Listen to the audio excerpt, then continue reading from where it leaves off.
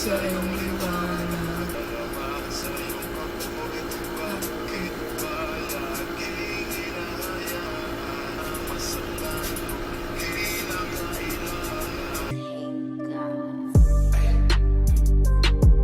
Fucking hoes and popping pillies, man, I feel just like a rock star. Hi guys! Welcome back sa akin channel, and for today's video, papakita ko sa inyo kung ano ba yung mga dinadala kong makeup sa school o ang tinatawag natin na Kikay Kit. Yan. Ito yung makeup kit ko, and if you wanna know kung ano yung mga dinadala ko sa school, just keep on watching. Itong makeup bag na to ay bigay sa akin ng tita ko nung Christmas. And disclaimer lang, sa school kasi namin, pwede ka dun mag-makeup, pero as long as na hindi pack na pack, yung parang natural pa rin yung makeup mo, yun yung pwede sa school namin. Buksan na natin. Unang laman ng bag makeup kit ko ay, of course, di mawawala ang pulbo. Ayan. Naman ay, of course, di pwede mawala yung suklay. Tapos, next naman ay yan, mascara. Ito yung ginagamit ko is yung Maybelline Hyper Curl Volume Express Waterproof Mascara. Yan, di ko na siya mabasa kasi mag-iisang taon na to sa akin ngayong May. Next naman ay, of course, itong brush, kabuki brush ko, na ginagamit ko siya pag magpa-powder ako sa mukha ko. Next naman, next naman yung ginagamit kong BB cream pagpapasok ako sa school. Kasi, kapag wala na akong time mag BB cream sa bahay, doon na ako sa school nag-a-apply. So, ito yung ginagamit ko is yung BB Holic na Eye White. Eye White, BB Holic, Everyday BB Cream. Sakto lang nung beige sa akin. So, okay rin siya talaga pang everyday makeup look. Next naman is, ito, Clean All-in-One Toolkit. Di ko siya ginagamit, ginagamit ko lang siya talaga, yung salamin lang yung ginagamit ko. Itong salamin lang yung ginagamit ko talaga. And yung ito, di ko na siya ganun ginagamit kasi parang pag ito yung ginagamit ko, sobrang bilis mag-oil up nung mukha ko. Kaya, ito na lang ginagamit yung salamin. So, yeah. Next naman ay itong pressed powder from Shiseido. Baby powder press. Baby powder press. Ayan o. Sorry kung medyo nadumihan na to kasi hindi ko rin alam. Natatanggal naman. So, nadumihan lang talaga siya. Ito. Bigay lang dito sa akin ng tita ko na nagkasama neto. Netong makeup kit or ang ginagamit ko sa kilay ko. Ito yung ginagamit ko sa kilay ko is yung EB Advance Eyebrow Kit. And kung mapapansin niyo, gumawa ako ng video noon kung paano ko ginagawa yung kilay ko. And ito yung ginamit ko. Sinamahan ko siya ng, of course, asan ba yun? Ito, yung liquid concealer ng EB. So, balak ko rin gumawa ng updated na video. Ay, nahulog. Balak ko rin gumawa ng na video kung paano ko ba ginagawa yung kilay ko video, kung paano ko ng kilay. So, next naman, pang-ahit ng kilay, hindi pwedeng mawala to, nakakaloka. Ito yung pang-shave, ito yung ginagamit ko talaga. And ano yun siya, nabili ko lang siya sa Watsons and 50 pesos lang. Ito, yan. Ito rin yung ginagamit sa school. Ito yung ginagamit namin sa school pag gusto nila mag-shave ng kilay, ganun. So, yeah. Ito naman, ginagamit kong brush na to is pang blush ko. Yes.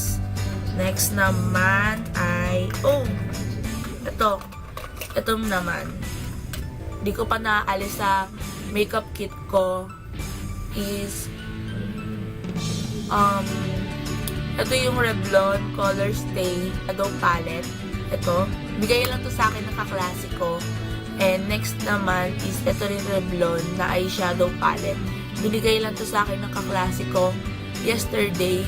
And di ko pa siya naalis sa makeup kit ko. So, thank you sa nagbigay. Unti na lang to. Malapit na matapos. Next naman ay ito naman pang curl ng pilik mata ko. Pang kilay ko, yung spoolie. Tapos, ito yung brush. Ito yung brush na ginagamit ko pag inaayos ko yung kilay ko pag nilalagay ako ng concealer. Ito yung ginagamit ko. And ginagamit ko rin to pag naglalagay ako ng concealer sa under eye area ko. So, yeah. Product or yung mga nilalagay ko sa labi ko. Minsan kasi, pag gumagamit ako ng mga lipstick, gumagamit ako ng ano ba tawag dito? Yung brush na pang ano sa lipstick. Pag ayaw ko madumihan yung kamay ko.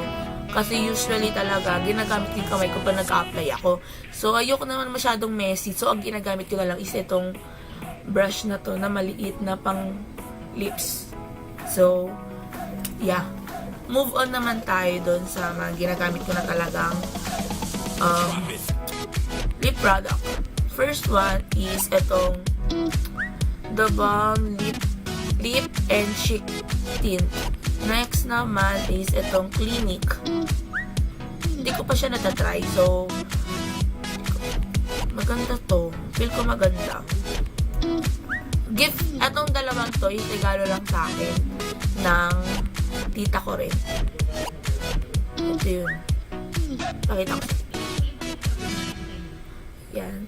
Ayan yung Clinique na lip tint or lip gloss. Next naman is yung tint na almost nauubos ko na kasi favorite tint ko talaga to. Ito yung Skin Genie Lip and Cheek Stain Alive. Ito siya. Yung shade niya is Christmas Red. Ito siya. Ito siya guys. Yung Christmas Red na lip tint na paborito ko talaga. Ito yung ginagamit ko pag papasok talaga ako sa school. So, next naman is itong Peri Pera Ink Velvet. And nabili ko siya sa booth ni Menchi sa kapatid ni Ana kay sa Eastwood sa Bazaar. And nabili ko lang siya for only 380 pesos sa booth niya. So, ito yung shade niya. Ipakita ko rin sa inyo.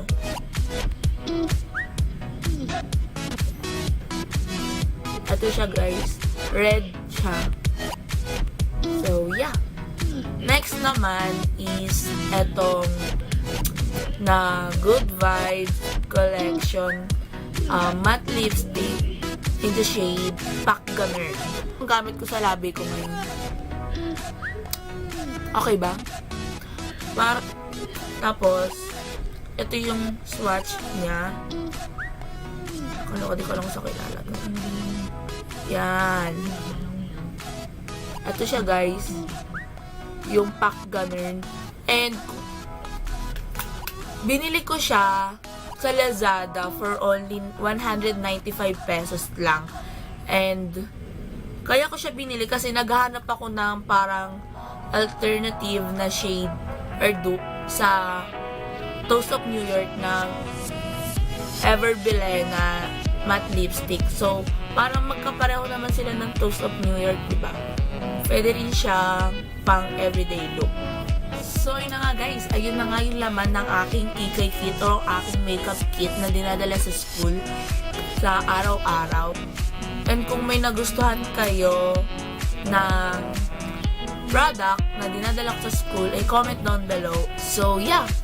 Thank you for watching and don't forget to subscribe and like this video. And comment down below kung may gusto pa kayo na gawin or gusto kong gawin or mga challenges na mapagawa nyo sa akin. And comment down below nyo lang guys. And gagawin ko yan. So, Yeah, thank you for watching. Bye-bye! Is there a